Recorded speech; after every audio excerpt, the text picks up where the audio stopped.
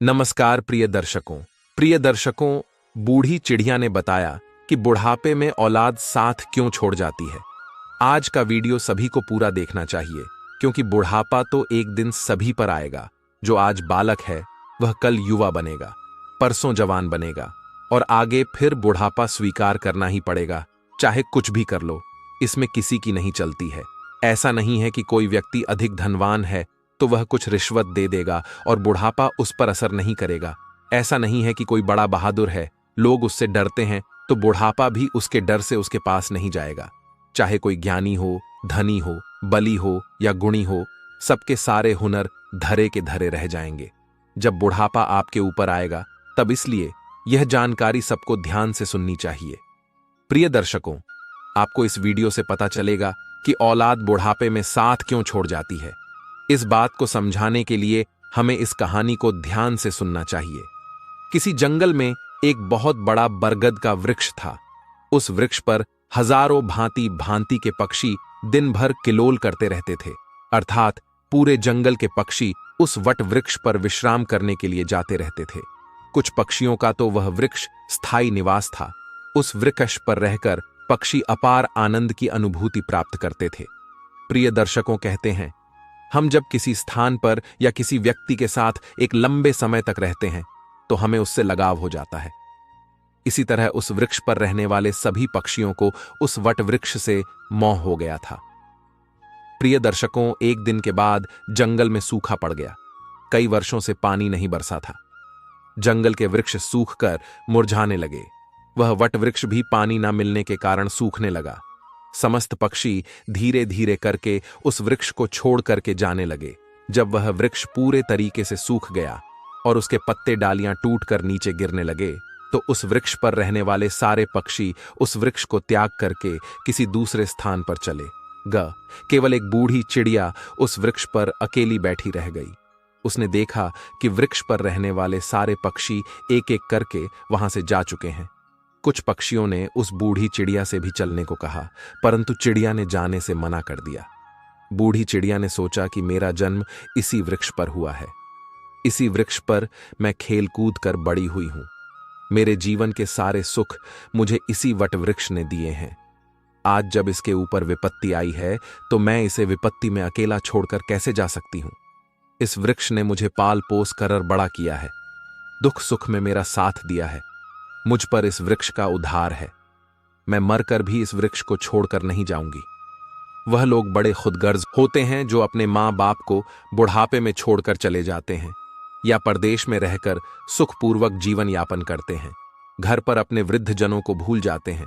ऐसी संतान के लिए धिक्कार है जो अपने माँ बाप के बुढ़ापे का सहारा नहीं बनती है।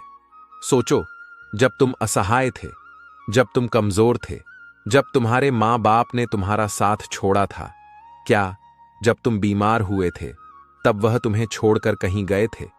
क्या जब तुमने किसी से झगड़ा किया था और तुम झगड़े में पड़ गए थे तो क्या तुम्हारे माँ बाप ने तुम्हें अकेला छोड़ दिया था? जब तुम्हारे माँ बाप के मन में किसी अच्छी चीज को खाने की इच्छा उत्पन्न हुई थी तब उन्होंने वह चीज तुम्हें छोड़कर कभी अकेले खाई थी? क्या आज वह बूढ़े हो गए हैं तो तुम्हें उनसे घृणा होने लगी है? तुम्हारे लिए उन्होंने इतना किया, तुम उनके लिए इतना भी नहीं कर सकते कि उनके बुढ़ापे की लाठी बन जाओ। प्रिय दर्शकों, बूढ़ी चिड़िया ने मरते दम तक वृक्ष का साथ न छोड़ने की कसम खा ली। कुछ दिन और बीते तो वह वृक्ष बिल्कुल जर्जर हो गया। अब दीमक भी उसे खाने लगी, लेकिन चिड़िया उसे छोड़कर नहीं गई। दिन में थोड़ा इधर उधर घूमकर अपना भोजन जुटा लेती थी और शाम होने पर उसी सूखे हुए वृक्ष पर आकर बैठ जाती थी। इसी तरह से कई रोज बीत गए। प्रिय दर्शकों, जो पक्षी उसे छोड़कर दूसरे स्थान पर चले गए थे, उन्होंने सोचा कि चिड़िया काकी अभी भी उसी सूखे वृक्ष पर बैठी रहती है। क्यों ना हम सब मिलकर उनके पास चले और उन्हें समझा बुझाकर अपने पास बुला लाएं। यही सोचकर कुछ पक्षी बूढ़ी चिड़िया के पास गए और उनसे अपने साथ चलने का आग्रह किया। कहने लगे, चिड़िया काकी, तुम कहां इस सूखे वृक्ष पर बैठी रहती हो? इस वृक्ष का जीवन खत्म हो चुका है। मरे के साथ में मरना कहां की समझदारी है। विद्वान कहते हैं, वही जीविका श्रेष्ठ है जिसमें धर्म की हानि ना हो। वही देश श्रेष्ठ है जहां कुटुंब का पालन होता हो। यह वृक्ष बिल्कुल जर्जर हो गया है। दीमक इसे रात दिन खा रही है। किसी दिन हवा के तेज झोंके से यह गिर जाएगा, फिर तुम कहां जाओगी? विद्वान लोग कहते हैं कि शत्रु, कर्जा, अग्नि, बीमारी, इन चारों को समय रहते दबा देना चाहिए। जो इनसे अपना समाधान नहीं करता वह बेमौत मारा जाता है। ठीक इसी प्रकार तुम्हें भी इस वृक्ष को छोड़कर किसी खुशहाल स्थान पर अपना निवास बना लेना चाहिए। प्रिय दर्शकों, समस्त पक्षियों के समझाने पर भी बूढ़ी चिड़िया उस वृक्ष को छोड़ने के लिए तैयार नहीं हुई। कहने लगी, भाइयों, यह वृक्ष मेरे माँ बाप के समान है। मेरे माता पिता मुझे जन्म देकर इसी वृक्ष पर मुझे छोड़कर चले गए थे। उनके जाने के बाद मैं इसी वृक्ष पर खेलकर बड़ी हुई हूं। जीवन के सारे सुख मैंने इसी वृक्ष पर पाए हैं। बचपन से लेकर बुढ़ापे तक का सफर मैंने इसी वृक्ष पर व्यतीत किया है। अब इस मुश्किल घड़ी में मैं इसका साथ छोड़कर कैसे चली जाऊं? यह मेरी सबसे बड़ी खुदगर्जी होगी, क्योंकि कहते हैं भक्त सेवक और शरणागत। जो यह कहता हो कि मैं आपका ही हूं, तो इन लोगों को संकट पड़ने पर भी नहीं छोड़ना चाहिए। जो इन्हें संकट पड़ने पर छोड़कर जाता है उसे बहुत बड़ा पाप लगता है। और जिसने अपना पालन पोषण किया हो, दुख में साथ न छोड़ा हो, जो ऐसे माता पिता को छोड़ता है तो वह जघन्य अपराध का भागी होता है। उन संतानों को कभी मनुष्य की योनि में जन्म नहीं मिलता। चिड़िया ने कहा, मैं अपनी मृत्यु तक इसी वृक्ष पर रहूंगी। आप लोग जाइए यहां से।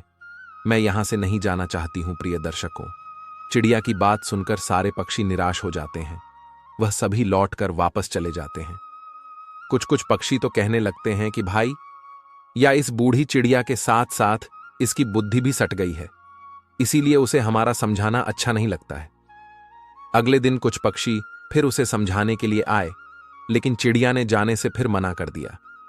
इस बार सारे पक्षी लौटकर अपने घर नहीं गए। वह सभी पक्षी सीधे इंद्र देवता के पास पहुंचे और उन्हें सारी बात बता दी कि हे भगवान, हम जिस वन में रहते हैं वहां कई वर्षों से पानी नहीं बरसा है। पूरा जंगल पानी से वंचित है। सारे पेड़ पौधे सूख चुके हैं। जंगल के सभी जीव जंतु जंगल छोड़कर दूसरे स्थान पर चले गए हैं। पर दुख की बात यह है कि जिस बरगद के पेड़ पर हम लोग रहते थे, उसी वृक्ष पर एक बूढ़ चिड़िया भी रहती थी। हम लोग तो चले गए, पर वह चिड़िया अभी भी उसी वट वृक्ष पर बैठी हुई है। वह उस वट वृक्ष को छोड़कर कहीं नहीं जाना चाहती। वृक्ष सूख कर जर्जर हो चुका है, वह कभी भी गिर सकता है। हम लोग उन्हें समझाने गए थे, पर वह फिर भी उस वृक्ष को छोड़ने के लिए तैयार नहीं हुई। वह कह रही थी कि मरते दम तक मैं इस वृक्ष का साथ नहीं छोड़ूंगी। इसीलिए हे भगवान, आप स्वयं चलकर उन्हें समझा दीजिए। शायद वह आपका कहना मान जाए। प्रिय दर्शकों, पक्षियों के निवेदन को इंद्र ने स्वीकार कर लिया और इंद्रदेव उन पक्षियों के साथ उस वन में जाकर उस बूढ़ी चिड़िया को समझाने लगते हैं। इंद्रदेव कहते हैं, हे चिड़िया रानी, मैं इंद्र तुम्हें समझाने आया हूं। यह वृक्ष बहुत ही ज्यादा जर्जर स्थिति में पहुंच गया है। इसकी डालियां सूखकर गल चुकी हैं। इस पर छाया के लिए एक भी सूखा पत्ता नहीं बचा है और आप भी बहुत बूढ़ी हो चुकी हो। किसी दिन यह वृक्ष गिर गया तो आपकी मृत्यु हो सकती है। इसीलिए इस वृक्ष को छोड़कर किसी सुरक्षित स्थान पर चली जाइए। प्रिय दर्शकों, इंद्र की बात सुनकर बूढ़ी चिड़िया कहने लगी, हे भगवान, एक बात बताओ। जब मेरा जन्म हुआ था तो मेरे माता पिता मुझे इसी वृक्ष पर छोड़कर स्वर्ग सिद्धार गए थे। मैं जब असहाय थी तो मुझे इसी वृक्ष ने पाल पोस कर बड़ा किया। मैं इसी पर खेली कूदी हूं। इसी पर रहकर मैंने सारे सुख उठाए हैं। इसी वृक्ष पर रहते रहते मैं बूढ़ी हो गई। मेरा पूरा जीवन इसी वृक्ष की छांव में बीता है। आज जब इस वृक्ष पर विपत्ति आ गई तो मैं इसे छोड़कर कैसे चली जाऊं? अक्सर लोग यही करते हैं कि विपत्ति आने पर या गरीबी में वह अपने हितेश हों का, अपने प्रिय बंधुओं का साथ छोड़कर चले जाते हैं। मैं उन मतलबी लोगों की तरह नहीं हूं। मैं मरते दम तक, आखिरी सांस तक अपने माता पिता के तुल्य इस वृक्ष का साथ निभाऊंगी। प्रिय दर्शकों, चिड़िया का ऐसा अद्भुत प्रेम देखकर इंद्रदेव बहुत प्रसन्न हो जाते हैं। कहते हैं, चिड़िया, मैं तुम्हें वरदान देना चाहता हूं। बताओ तुम्हें क्या चाहिए? तब चिड़िया कहती है, भगवान, यदि देना चाहते हो तो मुझे कोई वरदान नहीं चाहिए। इस बरगद के वृक्ष को वरदान दे दीजिए ताकि यह हरा भरा हो जाए, इसकी आयु बढ़ जाए। मैं तो वैसे भी बूढ़ हो चुकी हूं। थोड़े बहुत दिन का जीवन और शेष बचा है। मेरे बाद इस वृक्ष की छा माया में हजारों पक्षी सुखी रहेंगे। सबका भला होगा तो मुझे भी खुशी होगी। प्रिय दर्शकों, चिड़िया की बात सुनकर इंद्र ने उस वृक्ष को फिर से हरा भरा बना दिया। पूरे जंगल में पानी बरसा दिया। सारे जंगल के वृक्ष फिर से हरे भरे हो गए। चारों तरफ हरियाली छा गई। जो जीव जंतु पशु पक्षी जंगल को छोड़कर चले गए थे, वह फिर से उसी जंगल में लौट आए।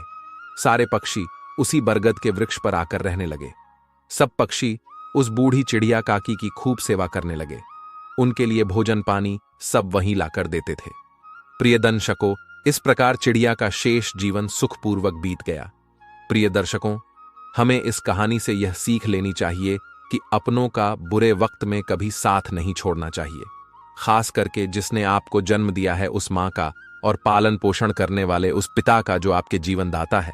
आपको पाल पोस कर बड़ा करने में उन्होंने बहुत तकलीफ उठाई है। उनके बुढ़ापे में अगर आप सहारा नहीं बन पाए तो ये जीवन किसी काम का नहीं रहेगा। प्रिय दर्शकों, अगर आपको हमारा आज का ये वीडियो पसंद आया हो तो एक लाइक कर दीजिए और अपने मित्रों के साथ इसे शेयर करिए। प्रिय दर्शकों, जाने से पहले आप हमारे चैनल को सब्सक्राइब कर लीजिए। हम ऐसे ही ज्ञान की बातें लेकर आते रहते हैं। मिलते हैं किसी अगली ज्ञान चर्चा के साथ, अगली कहानी में, अगले वीडियो में। तब तक के लिए नमस्कार, धन्यवाद। बूढ़े कितने बताया कि बुढ़ापे में औलाद साथ क्यों छोड़ जाती है। आज का वीडियो बिना स्क्रिप्ट किया सभी को देखना चाहिए, क्योंकि बुढ़ापा तो एक दिन सभी पर आएगा। जो आज बालक है वह कल सुबह बनेगा, परसों जवान होगा और आगे फिर बुढ़ापा स्वीकार करना ही पड़ेगा। चाहे कुछ भी कर लो, इसमें किसी की नहीं सनी जाएगी। ऐसा नहीं है कि कोई व्यक्ति अधिक धनवान है तो वो कुछ रिश्वत दे देगा तो बुढ़ापा उसे पर असर नहीं करेगा। ऐसा नहीं है कि कोई बड़ा बहादुर है, लोग उससे डरते हैं तो बुढ़ापा भी उसके डर से उसके पास नहीं जाएगा। चाहे कोई ज्ञानी हो, धनी हो, बाली हो या गुड्डी हो, सबके सारे हुनर हरे के धरे रह जाएंगे। जब बुढ़ापा आपके ऊपर आएगा तब इसलिए यह जानकारी सबको ध्यान से सुना चाहिए। इस वीडियो से पता चलेगा कि औलाद बुढ़ापे में साथ क्यों छोड़ जाती है। इस बात को समझना के लिए हमें इस कहानी को ध्यान से सुना चाहिए। किसी जंगल में एक बड़ा भारी बरगद का वृक्ष था। उसे वृक्ष हजारों भारत के पक्षी दिन भर किलर करते रहते थे। यह यूं कहिए कि पूरे जंगल के पक्षी उसे बट वृक्ष पर विश्राम करने के लिए जाते रहते थे। कुछ पक्षियों का वो वृक्ष स्थायी निवासी स्थल था। उसे वृक्ष पर रहकर पक्षी अपार आनंद के अनुभूति प्राप्त करते थे। कहते हैं, हम जब किसी स्थान पर या किसी व्यक्ति के साथ एक लंबे समय तक रहते हैं तो हमें उससे मोह हो जाता है। इसी तरह उसे वृक्ष पर रहने वाले सभी पक्षियों को उसे वट वृक्ष से मोह हो गया था। एक दिन की बात, जंगल में सुख पत गया। कई वर्षों से पानी नहीं, बरस जंगल के विरुद्ध सुकर मुरझाने लगी। वो वट वृक्ष भी पानी न बरसाने के कारण सूखना लगा। समस्त पक्षी धीरे धीरे करके उसे वृक्ष को छोड़कर जान लगे। जब वो वृक्ष पूरी तरह गया, उसके पेट डालियां टूट कर नीचे गिरने लगी, तो उसे वृक्ष पर रहने वाले सारे पक्षी उसे वृक्ष को त्याग कर किसी दूसरे स्थान पर चले गए। केवल एक बुद्ध के उसे वृक्ष पर अकेला बैठा रह गया। उसने देखा कि वृक्ष पर रहने वाले सारे पक्षी एक एक करके वहां से जा चुके हैं। कुछ पक्षियों ने उसे बूढ़े गेंद से भी चलने को कहा, परंतु कितने जान से माना कर दिया। बूढ़े कितने सोचा कि मेरा जन्म इसी पेड़ पर हुआ है, इसी वृक्ष पर। मैं खेल कूद कर बड़ा हुआ हूं। मेरे जीवन के सारे सुख मुझे ऐसी बट वृक्ष ने दिए हैं। आज जब इसके ऊपर विपत्ति है तो मैं इसी विपत्ति में छोड़कर अकेला कैसे चला जाऊं। इस वृक्ष ने मुझे पाल पोज कर बड़ा किया है, दुख सुख में मेरा साथ दिया है। मैं इस वृक्ष का रेड़ी हूं। मैं मां कर भी इस वृक्ष को छोड़कर नहीं जाऊंगा। वे लोग बड़े खुदगर्ज होते हैं जो अपने मां बाप को बुढ़ापे में छोड़कर चले जाते हैं या प्रदेश में रहकर सुखपूर्वक जीवन यापन करते हैं। घर पर अपने व्रतजनों को भूल जाते हैं। ऐसी संतान के लिए धिक्कार है जो अपने मां बाप के बुढ़ापे का सहारा नहीं बनती। सोचो, जब तुम असहाय थे तब तुम्हारे मां बाप ने तुम्हारा साथ छोड़ था क्या? जब तुम बीमा हुए थे तब भी तुम्हें छोड़कर कहां नहीं गए थे क्या? जब तुमने किसी से झगड़ा किया और तुम संकट में पद गए थे तो क्या तुम्हारे मां बाप ने तुम्हें अकेला छोड़ था? जब उनके मां में किसी अच्छी चीज को खाने की इच्छा उत्पन्न हुई थी तब उन्होंने वो चीज तुम्हें छोड़कर कभी अकेले खाई थी? क्या आज मैं बूढ़े हो गए तो तुम्हें उनसे घृणा होने लगी? तुम्हारे लिए उन्होंने इतना किया, तुम उनके लिए इतना भी नहीं कर शक्ति की उनके बुढ़ापे की लाठी बन, जो दर्शन बंधु बूढ़े कितने मरते दम तक वृक्ष का साथ ना छोड़ने की कसम खाई। कुछ दिन और बीते तो वह वृक्ष बिल्कुल जर्जर हो गया। उसे दिमाग काटने लगी, लेकिन गिद्ध फिर भी उसे छोड़कर नहीं गया। दिन में थोड़ा इधर उधर घूमकर अपना भजन झूठ लेट था और शाम होने पर इस सुख हुए वृक्ष पर आकर बैठ जाता था। इसी तरह से कई रोज बीत गए। जो पक्षी उसे छोड़कर दूसरे स्थान पर चले गए थे, उन्होंने सोचा कि गिद्ध काका अभी भी इस सुख वृक्ष पर बैठे रहते हैं, क्यों ना हम सब मिलकर उनके पास चलें और उन्हें समझा बूझकर अपने पास बुला लाएं। यही सोचकर कुछ पक्षी बूढ़े गेंद के पास गए और उन्हें अपने साथ चलने का आग्रह किया। खाने लगे। गिद्ध काका, तुम कहां इस सुख हुए वृक्ष पर बैठे रहते हो? इस वृक्ष का जीवन खत्म हो चुका है। मारे के साथ में मरना कहां की समझदारी है? कहते हैं वही जीव का श्रेष्ठ है जिसमें धर्म की हानि ना हो। वही देश श्रेष्ठ है जहां कुटुंब का पालनपुर हो सके। यह वृक्ष बिल्कुल जर्जर हो गया है, दीमक से राज रही है। किसी दिन हवा के तेज धोखे के साथ ये गिर जाएगा। फिर तुम कहां जाओगे? विद्वान लोग कहते हैं कि शत्रु, कर्ज, अग्नि, बीमारी, इन चारों को समय रहते दवा देनी चाहिए। जो इसे अपना समाधान नहीं करता वो बीमत मारा जाता है। ठीक इसी प्रकार तुम्हें भी इस वृक्ष को छोड़कर किसी खुशहाली स्थान पर अपना निवास बना लेना चाहिए। मित्रों, समस्त पक्षियों के समझने पर भी पूरा गीत उसे वृक्ष को छोड़ने के लिए तैयार नहीं हुआ। खाने लगा। भाइयों, ये वृक्ष मेरे मां बाप के समाज है। मेरे माता पिता मुझे जन्म देकर इसी वृक्ष पर मुझे छोड़कर चली गई थी। उनके जान के बाद मैं इसी वृक्ष पर खेलकर बड़ा हुआ हूं। जीवन के सारे सुख मैंने इसी व्रत पर पे हैं। बचपन से लेकर बुढ़ापे तक का सफर मैंने इसी वृक्ष पर तय किया है। अब इस मुश्किल घड़ी में मैं इसका साथ छोड़कर कैसे चला जाऊं? ये मेरी सबसे बड़ी खुदगर्जी होगी। कहते हैं भक्ति सेवा कर। जो ये कहता हो कि मैं आपका ही हूं। इन लोगों को संकट पड़ने पर भी नहीं छोड़ना चाहिए। जो इन्हें संकट में छोड़कर जाता है उन्हें बहुत बड़ा पाप लगता है। और जिसने अपना पालनपुर पोषण किया हो, दुख सुख में साथ न छोड़ हो, ऐसे माता पिता को छोड़ना है तो वो जगन अपराध का भाग्य होता है। उन संतानों को कभी मनुष्य की यानी में जन्म नहीं मिलता। कितने कहा मैं अपनी मृत्यु तक पर रहूंगा, आप लोग जाइए। यहां से गिद्ध की बात सुनकर सारे पक्षी निरसा हो जाते हैं, बी लौटकर वापस चले जाते हैं। कुछ कुछ तो खाने लगे। भैया, इस बूढ़े गिद्ध के साथ साथ इसकी बुद्धि भी साथिया गई है, इसलिए उसे हमारा समझना अच्छा नहीं लगता। अगले दिन कुछ पक्षी उसे फिर समझने के लिए आए, लेकिन गिद्ध ने जान से फिर माना कर दिया।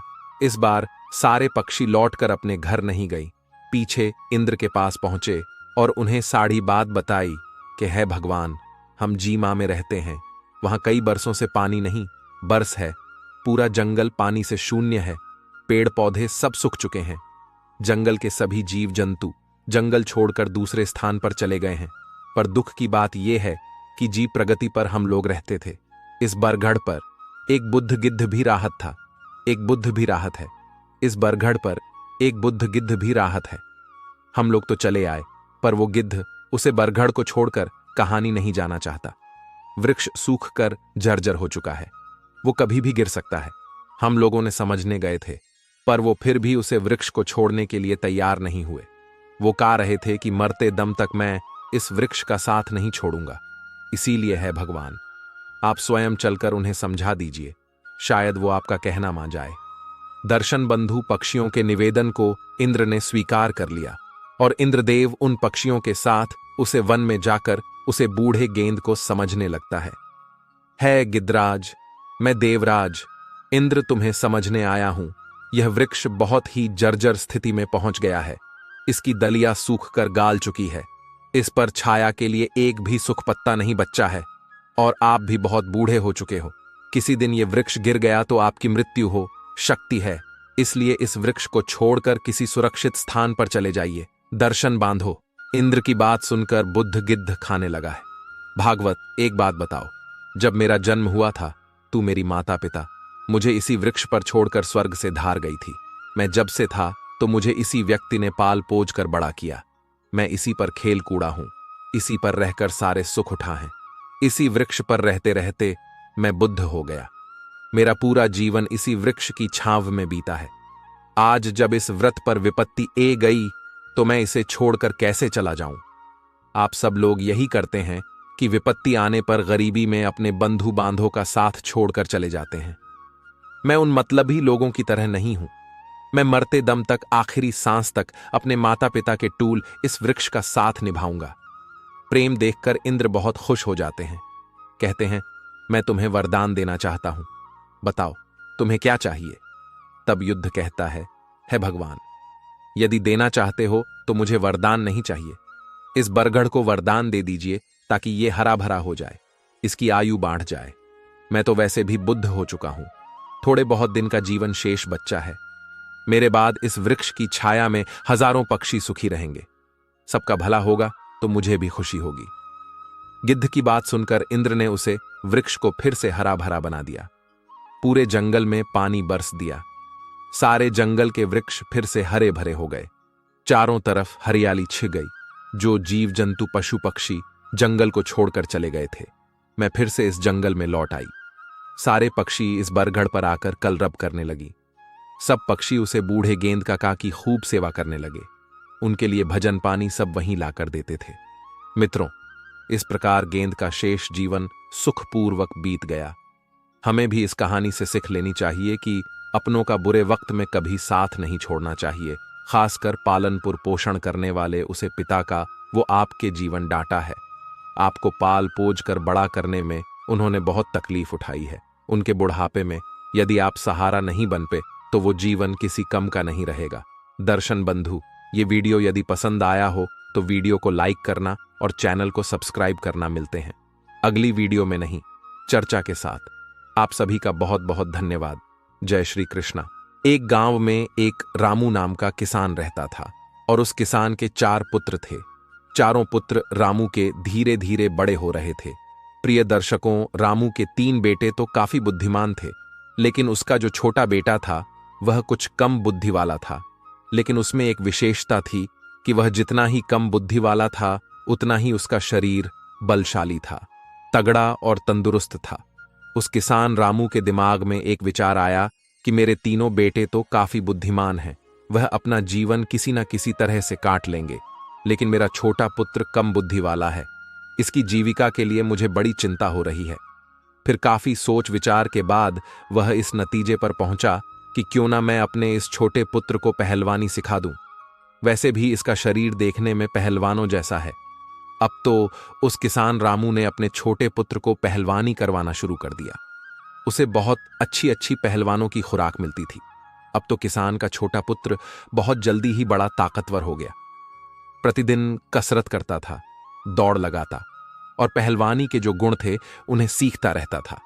वह हर दिन नए नए दांव पेंच सीखता था।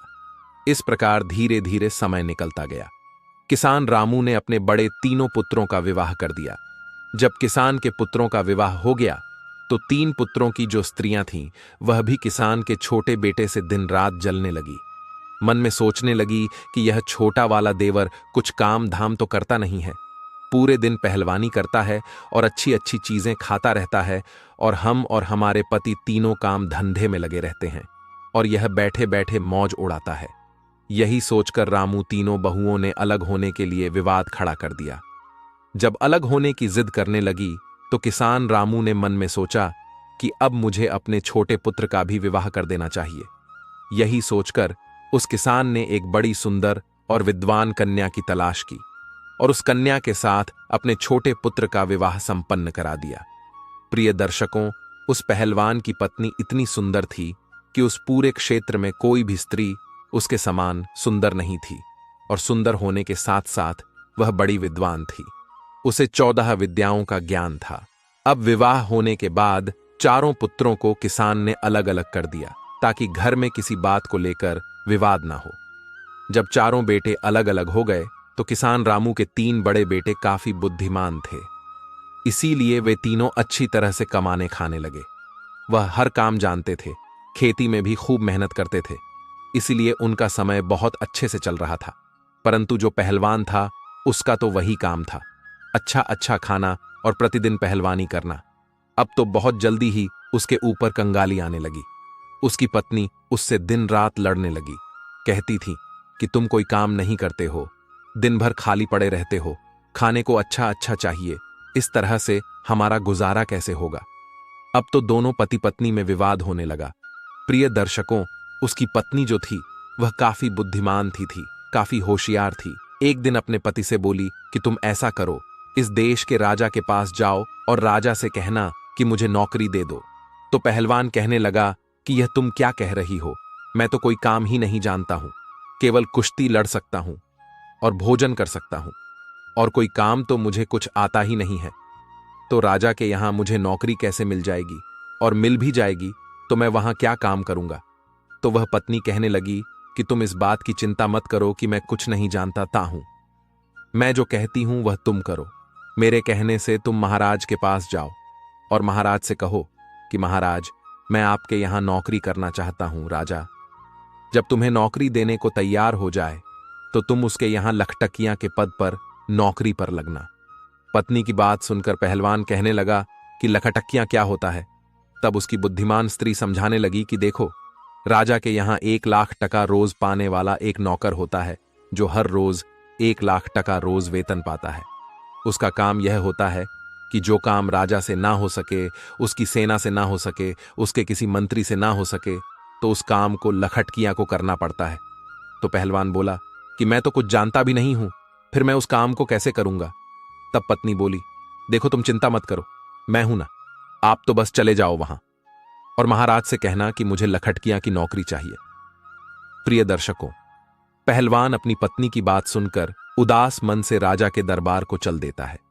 जब राजा के दरबार में पहुंचा तो महाराज ने देखा कि बड़ा बलवान पहलवानों जैसा शरीर वाला एक आदमी मेरे दरबार में आया है। तो राजा समझ गए कि शायद यह व्यक्ति नौकरी की तलाश में आया होगा। महाराज ने उससे पूछा कि आप किस लिए आए हैं। तो वह कहने लगा कि महाराज, मुझे नौकरी चाहिए। राजा ने पूछा, अच्छा ठीक है, आप हमें बताओ कि आप करोगे क्या, आप क्या कर सकते हो। तब वह पहलवान कहता है, महाराज, जो काम आपसे नहीं होगा, जो काम आपकी सेना से नहीं होगा, किसी मंत्री से नहीं होगा, वह काम मैं करूंगा, परंतु इसके बदले में मैं आपसे 1,00,000 टका रोज का वेतन लूंगा। राजा कहने लगा, तो अच्छा लखटकिया की नौकरी करोगे। वह पहलवान कहने लगा, जी महाराज। राजा ने अपने मंत्रियों से विचार विमर्श किया और कहा कि देखो तो जरा, क्या हमसे पहले कभी किसी राजा ने किसी लखटकिया को नौकरी पर रखा है या नहीं। अब तो राजा के मंत्री ने जब पहले दस्तावेजों में देखा तो उन्हें पता चला कि महाराज के पिता ने ही एक लखटकिया को रखा था। तो मंत्री कहने लगा, महाराज, आपके पिता ने भी एक लखटकिया को नौकरी पर रखा था। अपने मंत्री की बात सुनकर राजा ने कहा, तो ठीक है, हम भी अपने यहां एक लखटकिया को रखते हैं। यही सोचकर राजा ने उस पहलवान को लखटकिया के रूप में अपने यहां नौकरी दे दी। लखटकिया कहने लगा, तो ठीक है महाराज, आप मुझे रहने के लिए कोई अच्छा सा कमरा दे दीजिए। जब भी कोई ऐसा काम पड़ेगा जो आपसे ना हो, आपकी सेना से ना हो, आपके किसी मंत्री से ना हो, तो आप खबर भेजकर मुझे बुलवा लेना। राजा ने उस पहलवान को अपने यहां जो शाही बाग था उसमें रहने को कह दिया। उस शाही बाग में एक बहुत सुंदर महल बना हुआ था। राजा ने कहा, हे लखटकिया, तुम इस महल में आराम से रह सकते हो, जब मुझे आवश्यकता पड़ेगी तो मैं आपको बता दूंगा। उसी दिन से वह पहलवान 1,00,000 टका वेतन रोज पाने लगा। रहने के लिए उसे राजा की तरफ से एक महल भी मिल गया। अब तो वह पहलवान बड़े ही आराम से उस राजसी महल में रहने लगा। प्रतिदिन पहलवानी करता था, बगीचे में घूमता था और आराम से सो जाता था। धीरे धीरे यूं ही कुछ वक्त बीत जाता है। एक दिन राजा और उसके मंत्री पहलवान से कहने लगे कि आज तुम हमें अपने घर लेकर चलो, हम देखना चाहते हैं कि तेरा घर कैसा है। अब तो वह पहलवान महाराज के आदेश को टाल न सका और मंत्री और राजा को लेकर अपने गांव के लिए चल देता है। वह पहलवान राजा और मंत्री को अपने घर बुला लाता है। पहलवान की पत्नी बड़ी सुंदर थी और बड़ा ही स्वादिष्ट भोजन बनाती थी। उसने देखा कि राजा और मंत्री हमारे घर आए हैं, तो उसने बड़ा ही स्वादिष्ट भोजन बनाया और उन्हें अपने हाथों से परोसा। राजा की नजर पहलवान की पत्नी पर चली गई। पहलवान की पत्नी तो सुंदर थी ही, इतनी सुंदर थी कि राजा रानी भी उसके सामने कुछ नहीं थी। राजा यह देखकर आश्चर्य में पड़ गया और भोजन करने के बाद महाराज और मंत्री वापस चले आए। अब राजा मंत्री से कहने लगा कि मंत्री, इस पहलवान की पत्नी कितनी सुंदर है, हमारी रानी भी इतनी सुंदर नहीं है। मंत्री ने कहा, हाँ महाराज, सुंदर तो है, परंतु क्या किया जाए, यह तो अपना अपना नसीब, किसी के नसीब में सोना है तो किसी के नसीब में मिट्टी भी नहीं। राजा बोला, मंत्री, मुझे यह बताओ कि हम इसकी पत्नी को पाना चाहते हैं, किस तरह से हम इसकी पत्नी को अपनी पत्नी बना सकते हैं, हमें क्या करना चाहिए? प्रिय दर्शकों, कहते हैं राजा योगी अग्नि जल इनकी उल्टी रीत है, इनसे हमेशा बचकर चलो, राजाओं के उलटे नियम होते हैं। राजा और मंत्री सोचने लगे, पहलवान की पत्नी को राजा के महलों में कैसे लाया जाए। अब तो वे उसी दिन से पहलवान की पत्नी को हड़पने का षड्यंत्र रचने लगे। धीरे धीरे कुछ समय और बीत जाता है। इधर महाराज की जो मां राजमाता, वह बीमार पड़ जाती है। जब राजमाता बीमार पड़ गई तो महाराज ने बड़े बड़े वैद्य को उन्हें दिखाया, परंतु किसी भी वैद्य का उपचार उन्हें ठीक नहीं कर पाया। राजमाता के पेट दर्द होता था, उनके बदन दर्द की बीमारी बढ़ती चली गई।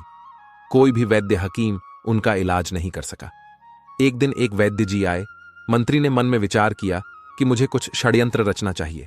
वैद्य को देखकर मंत्री कहने लगा, वैद्य जी, हमारे महाराज की मां राजमाता बीमार है, क्या उनका इलाज कर सकते हैं? वैद्य ने कहा, हां, हम अवश्य उनका इलाज कर देंगे। मंत्री ने कहा, देखो जी, आपको इलाज मेरे अनुसार करना होगा। मंत्री ने कहा, मैं आपको 50 स्वर्ण मुद्राएं दूंगा। आप जब उनका इलाज करो तो इलाज के लिए तुम उनसे ऐसी वस्तु मंगवाना जो कहीं भी उपलब्ध ना हो। वैद्य को जब 50 स्वर्ण मुद्राएं पकड़ा दिए तो वैद्य लालच में आ गया। वैद्य कहने लगा, चलो मंत्री जी, मैं ऐसा ही करूंगा। अब तो मंत्री वैद्य को ले लेकर राज्य दरबार में आता है और राजा से कहता है, महाराज, यह वैद्य जी बड़े ही माने हुए हैं, इन्हें मैं काशीपुरी से बुलाकर लाया हूं। यह वैद्य जी राजमाता का इलाज करना चाहते हैं। महाराज बोले, तब तो बड़ी ही प्रसन्नता की बात है। राजा फौरन उस वैद्य को साथ लेकर के राज पुरोहित, सेनापति और मंत्री को साथ लेकर अपनी राजमाता के पास जाता है। राजमाता का इलाज करने में वहां पहले से कई वैद्य लगे हुए थे। वैद्य जी ने राजमाता की नब्ज देखी और नब्ज देखकर राजा से कहा, हे महाराज, इनका इलाज होना अब संभव नहीं है। राजा एकदम घबरा गया, कहने लगा, क्यों वैद्य जी, क्या बात है? वैद्य जी ने कहा, हे राजन, आपकी माता को सिर्फ एक ही वस्तु ठीक कर सकती है। राजा कहने लगा, बताओ, वह है क्या? वैद्य बोला, वह वस्तु बड़ी ही दुर्लभ है, इतनी आसानी से नहीं मिल सकती। राजा बोले कि आप बताओ तो सही, मैं उस औषधि को कुछ भी करके ढूंढ कर लाऊंगा। तब वैद्य जी ने बताया कि महाराज, यदि आप 4 हो रो बीला मंगवा दो तो आपकी मां ठीक हो सकती है। 4 हूर बीला को मंगाकर आप उनका तेल निकलवाएं और उस तेल की मालिश राजमाता के शरीर पर करवाएं। राजमाता बहुत जल्दी स्वस्थ हो जाएंगी। वैद्य की बात सुनकर के राजा मन में विचार करने लगा कि अवश्य हम उस हूर बीला जानवर को मंगवाए, वह कहां मिलता है? वैद्य कहने लगा, वह हूर बीला हिमालय के जंगलों में मिलते हैं। वही वैद्य राजमाता का इलाज करने में लग जाता है और महाराज दरबार में आते हैं। दरबार में आकर महाराज ने अपने समस्त सभासदों को बुलाया, मंत्रियों को बुलाया, सेनापतियों को बुलाया और उनसे कहा कि कोई भी ऐसा योद्धा है जो हूर बीला नाम के जानवर ला सके। यह बात सुनकर के कुछ समझदार व्यक्ति कहने लगे, महाराज, यह हूर बीला क्या होता है? हमने आज तक तो यह नाम नहीं सुना। राजा कहने लगे, यह कोई एक प्रजाति का जानवर है जो हिमालय के जंगलों में रहता है। राजा की बात सुनकर के संपूर्ण दरबारी चुप हो गए, क्योंकि जिस हूर बिला की बात राजा कर रहे थे, आज तक किसी ने उस जानवर को नहीं देखा था। अब तो राजा उन्हें चुपचाप देखकर मंत्री से कहने लगे कि मंत्री, ऐसे तो काम नहीं चलेगा। राजमाता को बचाने के लिए हमें हूर बीला जानवर को लाना ही होगा। मंत्री कहने लगा, महाराज, यह बड़ा अच्छा मौका है। जो पहलवान हमारे यहां 6 महीने से केवल बैठे बैठे तनख्वाह ले रहा है, वो किस दिन काम आएगा? क्यों ना यह हूर बीला उसी से मंगाया जाए। आप उसे बुलाकर उससे कहे कि वह 2 महीने के अंदर हूर बिला को लाकर दे, नहीं तो उसे फांसी पर चढ़ा दिया जाएगा। और महाराज, इस तरीके से वह हूर बिला को लेने जाएगा। अगर वह ले आता है तब तो ठीक है, राजमाता बच जाएगी। अगर वह मर जाता है तो और भी अच्छी बात है, उसकी पत्नी फिर आपके लिए रह जाएगी। आप उसे राजमहल में ले आना। राजा की नीयत तो पहले से ही पहलवान की पत्नी पर थी। राजा कहने लगा, वाह मंत्री, क्या अच्छा सुझाव दिया है। पहलवान अभी हूर बिला नहीं ला सका तो हम उसको फांसी पर चढ़ा देंगे, क्योंकि वो 6 महीने से लाख रोज ले रहा है। अब तो राजा ने बिना देर किए 4 सिपाही भेजे और पहलवान को अपने दरबार में बुला लिया। पहलवान महाराज के दरबार में आ जाता है। महाराज ने कहा कि हे पहलवान, तुम काफी समय से बैठे बैठे वेतन ले रहे हो, अभी तक कोई काम तुमने हमारा नहीं किया है। अब एक आवश्यक काम आ गया है। पहलवान बोला, महाराज आज्ञा कीजिए, मैं अवश्य करूंगा। तब राजा कहता है कि हमें 4 हूर बीला की जरूरत है। उनका तेल निकलवाना है और तेल निकलवा कर राजमाता के शरीर पर मालिश करनी है, जिससे उनकी बीमारी दूर हो सके। राजा की बात सुनकर पहलवान सोच में पड़ गया। कहने लगा, महाराज मुझे कुछ समझ में नहीं आया, यह हूर बिला क्या होता है। राजा ने कहा, हम भी नहीं जानते, लेकिन तुम्हें लाना है। काफी सोच विचार के बाद पहलवान कहने लगा, महाराज आप मुझे कुछ समय दीजिए। राजा बोले कि इसके लिए मैं आपको 1 महीने का समय देता हूं। यदि आप 1 महीने में हूर बीला को नहीं ला पा तो आपको फांसी पर चढ़ा दिया जाएगा। पहलवान महाराज की बात सुनकर घबरा जाता है और अपने बगीचे में आता है। मंद बुद्धि का तो वह था ही, मन में विचार करने लगा कि चलो देख लूंगा, अगर कहीं मिलेगा तो हमारे पास 2 महीने का समय है। इस प्रकार 4 दिन का समय तो वह वहीं पर निकाल देता है। अब इधर राजा और मंत्री और सेनापति मन में विचार करने लगे कि लगता है वह अभी तक हूर बिला को लेने नहीं गया है। 4 दिन से आराम से बाग में सो रहा है। आप उसके के पास जाइए और उससे कहिए कि वह जल्दी से जल्दी हूर बिला को लेकर आए, वरना हम उसे फांसी पर चढ़ा देंगे। ये बात सुनकर के राजा कहने लगे, ठीक है, मैं जाता हूं और देखता हूं कि वह अभी तक क्यों नहीं गया है। ऐसा विचार करके राजा उस पहलवान के घर पर जाते हैं। पहलवान ने यह बात अपनी पत्नी को कभी नहीं बताई थी। पहलवान की पत्नी बड़ी विद्वान थी। उसने एक 100 हाथ गहरा कुआं अपने आंगन में खुदवा रखा था और कुएं के ऊपर उसने एक खाट बिछा रखी थी। उस पाई को उसने कच्चे सूत से बनवाया था। उसके ऊपर एक बहुत सुंदर मखमली बिस्तर लगा दिया था। इधर जब राजा ने दरवाजा खटखटाया और आवाज लगाई तो पहलवान की पत्नी ने आकर दरवाजा खोला और द्वार पर राजा को देखकर कहने लगी, महाराज आप तो उस पहलवान की पत्नी ने राजा का बड़ा स्वागत किया और कहने लगी कि महाराज आप यहीं बाहर बिराजो, मैं आपके लिए भोजन लेकर के आती हूं। मेरे पति इस समय घर पर नहीं है। राजा कहने लगा, अरे नहीं नहीं, मैं बाहर क्या करूंगा, मैं तो आपके साथ अंदर चलता हूं। अब तो राजा पहलवान के बारे में उसकी पत्नी से गलत बातें करने लगा। कहने लगा, हे सुंदरी, लगता है पहलवान आपको अच्छे से नहीं रखता है। अरे वह आपको क्या अच्छे से रखेगा, वह तो खुद दूसरे की नौकरी करता है। अगर तुम हमारे महलों की रानी होती तो जिंदगी कितनी खूबसूरत होती। राजा के मुख से जब इस तरह की मीठी मीठी बातें पहलवान की पत्नी ने सुनी तो वह समझ गई कि लगता है राजा की नीयत खराब है, इसलिए अब इनको सबक सिखाना चाहिए। पहलवान की पत्नी ने राजा से कहा कि आओ महाराज, अंदर आइए, आप ठीक कह रहे हैं। पहलवान किसी भी तरह से मेरे योग्य नहीं है, अब मैं ही उसको छोड़ दूंगी और आज से मैं तुम्हारे साथ रहूंगी। उसने और भी दिमाग से काम लिया। अब तो राजा उसकी बातों में आ गया और उसके साथ अंदर चला जाता है। उसके महल में पहलवान की पत्नी ने क्या किया, जो उसने कच्चे सूत का पलंग बनाकर कुएं के ऊपर बिछा रखा था, उसके ऊपर मखमल की चादर बिछा दी थी। उसने राजा से कहा कि आप इस चारपाई पर बैठिए, मैं आपकी सेवा करती हूं। जैसे ही राजा उस चारपाई पर बैठता है तो कच्चे धागे से बना हुआ वह पलंग टूटकर उसी कुएं में गिर जाता है।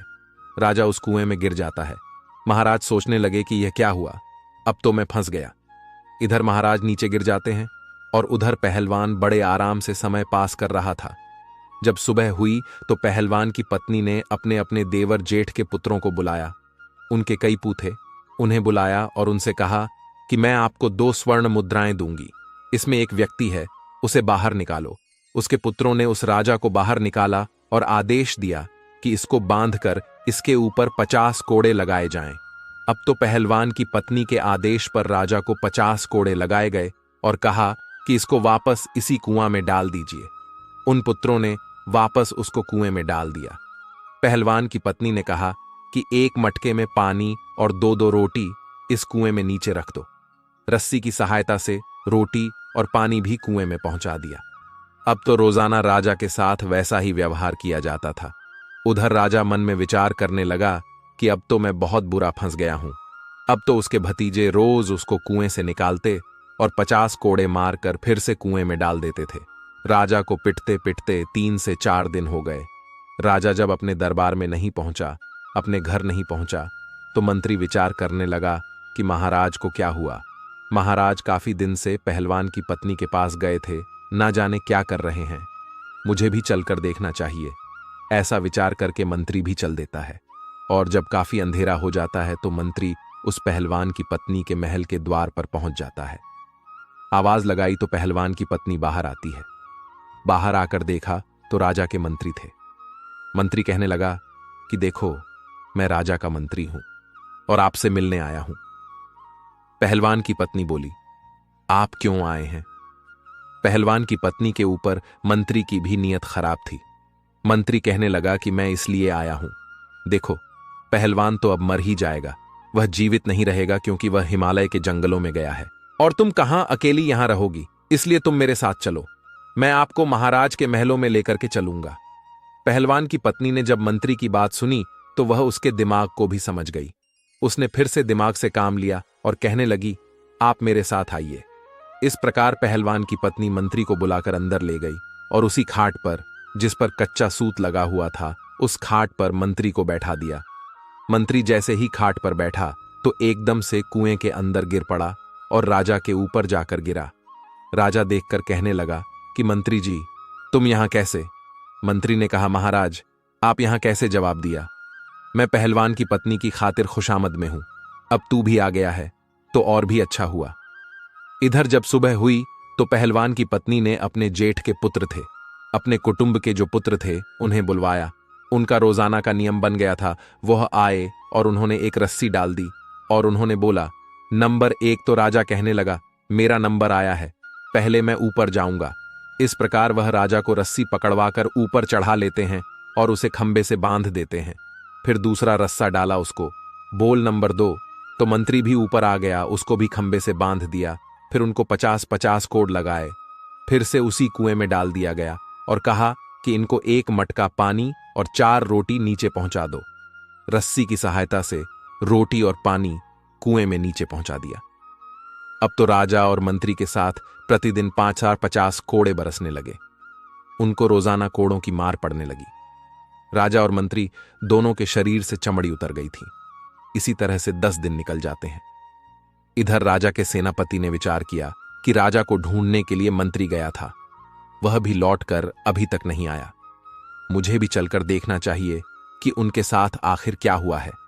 वह तो पहलवान की पत्नी के पास ही तो नहीं रुक गए, ना जाने क्या कर रहे हैं। यह विचार करके सेनापति भी चल देता है। सेनापति जब शाम होने पर पहलवान के घर जाता है, इधर पहलवान की पत्नी ने आकर दरवाजा खोला। बाहर देखा तो सेनापति खड़ा था। पूछने लगी, आप कौन हैं? तो सेनापति कहने लगा कि हम महाराज के सेनापति हैं और तुम्हारे पास आज की रात्रि बिता चाहते हैं। क्योंकि पहलवान की पत्नी बहुत सुंदर थी, जो एक बार उसे देख लेता था तो उस पर मोहित हो जाता था। सेनापति भी पहलवान की पत्नी पर मोहित हो गया। सेनापति की मंशा को वह अच्छी तरह समझ गई कि यह षड्यंत्रकारी है और मेरे पास आया है। पहलवान की पत्नी कहने लगी, हाँ हाँ, आइए ना, आपका भी मेरे घर में स्वागत है। सेनापति भी उसकी बातों में फंस गया। सेनापति ने सोचा कि अब तो यह मेरी पत्नी होकर रहेगी, लेकिन पहलवान की पत्नी बड़ी विद्वान थी। उसने सेनापति को भी उसी खाट पर बैठने को कहा और जैसे ही वह कच्चे सूत की खाट पर बैठा तो वह भी नीचे कुएं में गिर गया। उसमें राजा और मंत्री तो पहले से ही पड़े हुए थे। जब राजा ने और मंत्री ने सेनापति को देखा तो कहने लगे, सेनापति, तुम? सेनापति बोला, जी महाराज, अरे आप भी इसी में हैं, मैं आपको ही तो ढूंढने आया था। राजा बोला, तुमने ढूंढ लिया हमें, अब सुबह देखना क्या होता है। सेनापति बोला, क्या होगा? मंत्री बोले, सुबह देखना, अभी चुपचाप सो जाओ। जब सुबह हुई तो पहलवान की पत्नी ने अपने देवर जेठ पुत्रों को बुलाया।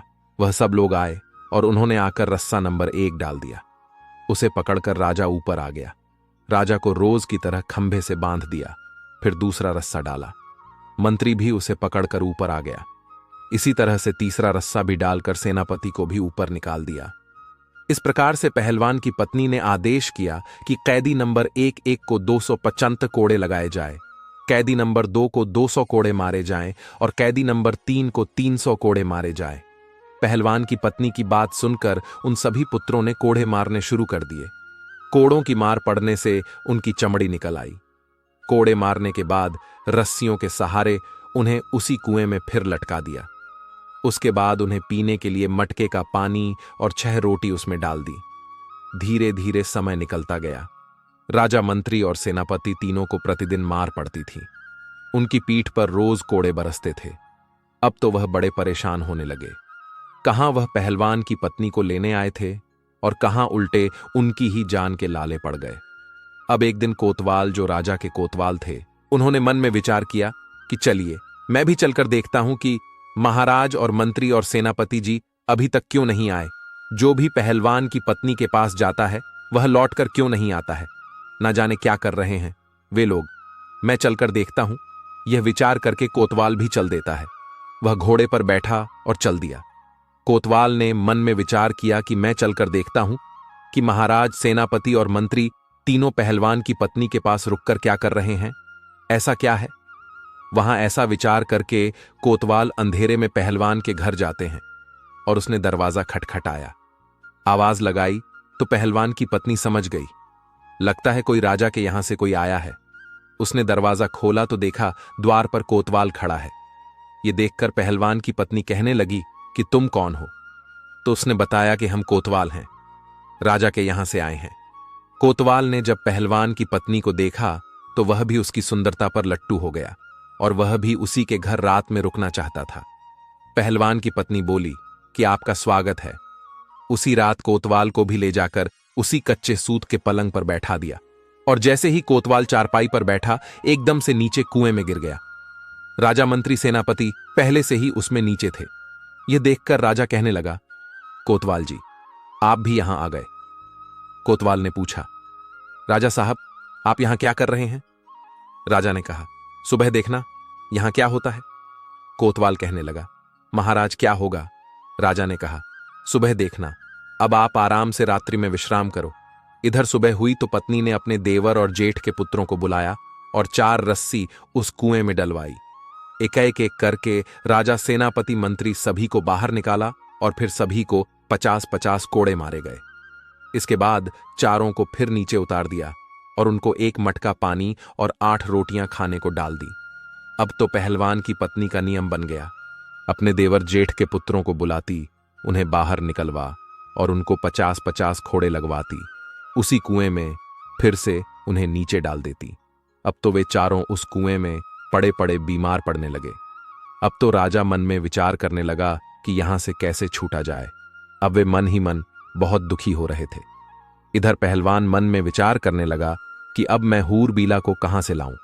अगर नहीं ले गया तो राजा निश्चित ही मुझे फांसी पर चढ़ा देगा। सोचने लगा, चलो अपनी पत्नी के पास चलता हूं, यदि वह कोई उपाय बता दे तो शायद मैं इस मुसीबत से निकल सकता हूं। निराश हृदय से पहलवान अपनी पत्नी के पास जाता है। जब अपने पति का चेहरा उदास देखा तो उसकी पत्नी पूछने लगी, ऐसा क्या कारण है जो आपका चेहरा तना उदास है। तो वह कहने लगा, अब मुझे राजा फांसी की सजा देने वाला है। उसकी पत्नी ने पूछा, क्यों जी, राजा आपको फांसी पर क्यों चढ़ाएंगे। पहलवान ने कहा कि उसने मुझे ऐसा काम बताया है जो मुझसे होगा ही नहीं। पहलवान की पत्नी बोली कि बताओ तो सही, राजा ने तुम्हें क्या काम बताया है जिसको लेकर आप इतने चिंतित हैं।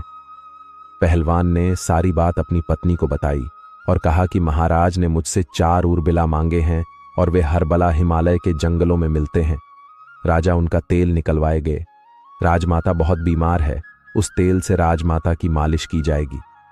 पत्नी कहने लगी, बस यह छोटी सी बात है, मैं तो घबरा गई थी, पता नहीं कौन सी बात होगी। अरे ऐसे हूरबीला तो हमारे जंगलों में काफी है, मैं अपने बालकों से कहकर पकड़वा कर आपको दे दूंगी। आप तब तक 4-5 दिन के लिए अपने ससुराल चले जाओ, उन्होंने आपको बुलाया है। पहलवान अपनी पत्नी के कहने पर अपने ससुराल चला जाता। मंद बुद्धि का तो वह था ही। वह मन में विचार करने लगा, इसका मतलब मेरी मुसीबत मेरी पत्नी दूर कर देगी। इधर पहलवान की पत्नी ने अपने जो बच्चे थे, देवर जेठ के पुत्र, उन्हें आदेश दिया उनसे कहा कि आप कुछ पंखों की व्यवस्था करो।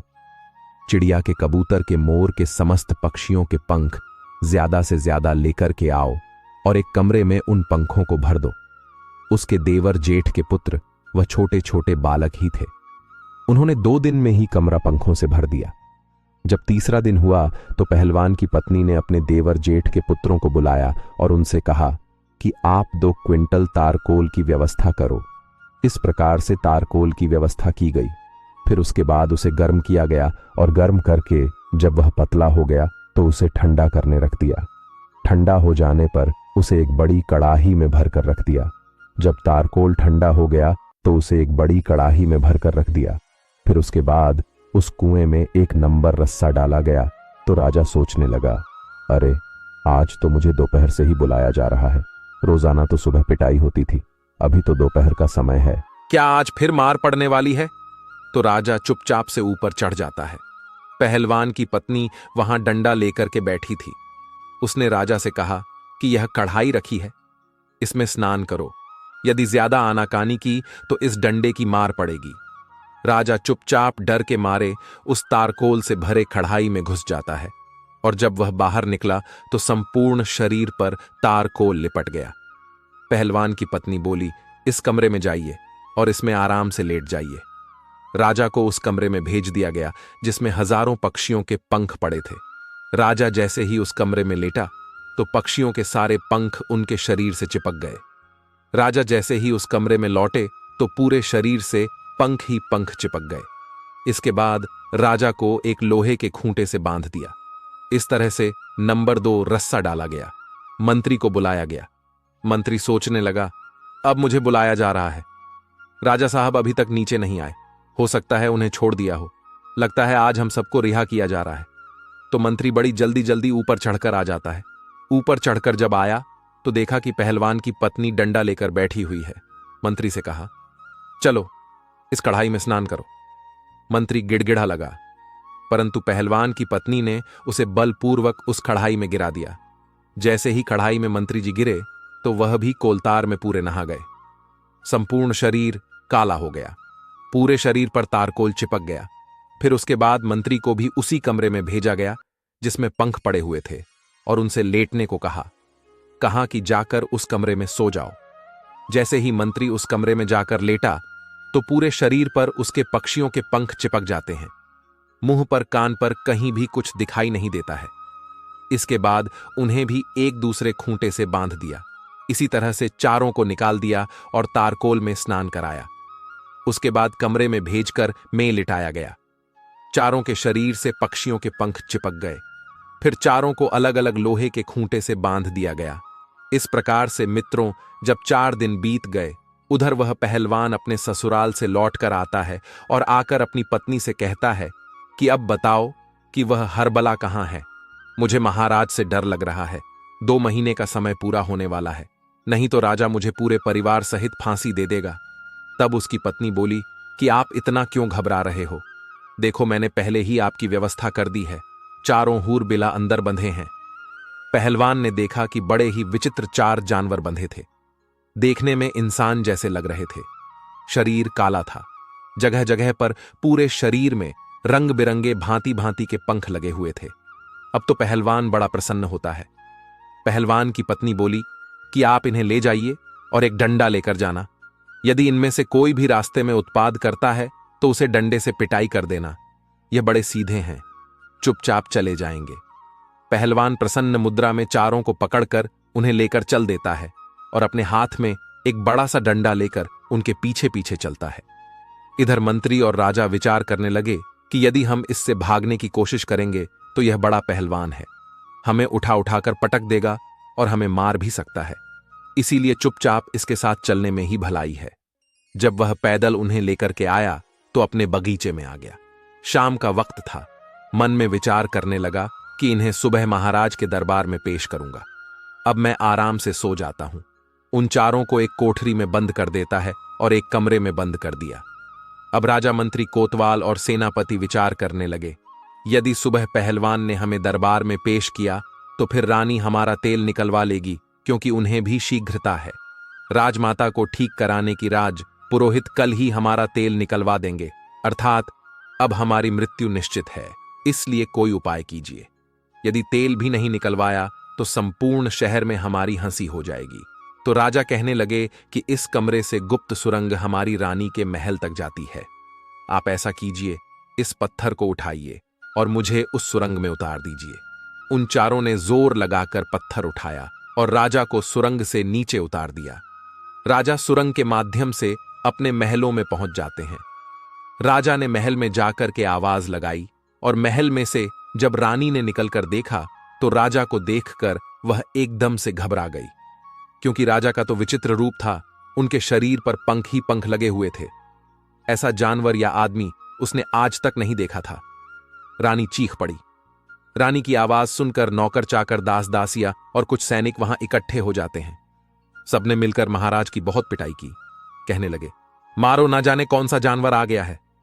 राजा चिल्ला चिल्ला कर कह रहे थे कि न्यू, और आपस में विचार करने लगे, भाई अगर हम पहलवान की पत्नी को पाने की इच्छा ना करते तो शायद हमारे साथ ऐसा नहीं हुआ होता। अब यह बात हम किसी को नहीं बता सकते। अगर पहलवान और उसकी पत्नी से बदला लेते हैं तो भी यह बात रानी को और पूरे नगर में फैला देंगे, इसलिए इस रहस्य को गुप्त ही रखना ठीक है। इस प्रकार उन्होंने पहलवान को कुछ नहीं कहा और पहलवान आनंद से राजा के यहां नौकरी करता रहा। प्रिय दर्शकों, इस कहानी